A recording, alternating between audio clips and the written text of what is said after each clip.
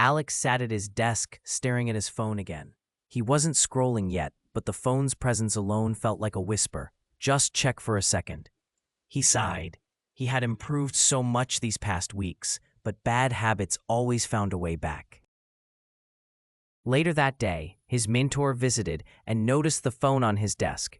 She smiled and said, "Alex, you don't have a discipline problem. You have a cue problem." Those words changed everything. His mentor explained that every habit, good or bad, starts with a cue, a subtle trigger that wakes the habit loop.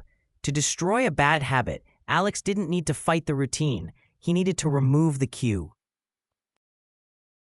She taught him the cue cutting technique, which has 3 steps: identify the cue, make the cue invisible, replace the environment. First step, identify the cue. Alex listed all the moments that triggered his bad habits. Phone on desk leads to scrolling. Snacks on counter leads to mindless eating. Laptop open late leads to staying up too long. Notifications lead to instant distraction. Bedside phone leads to sleepless nights. He realized cues were everywhere, quiet, harmless, invisible, until they activated the habit. His mentor said, if a cue disappears, the habit dies with it. So Alex made simple but powerful changes. Put his phone in a drawer while working, removed snacks from visible shelves, turned off non-essential notifications, left his laptop in another room after 10 p.m., charged his phone outside the bedroom. Within days, he felt different. He wasn't fighting temptation anymore, because temptation never appeared.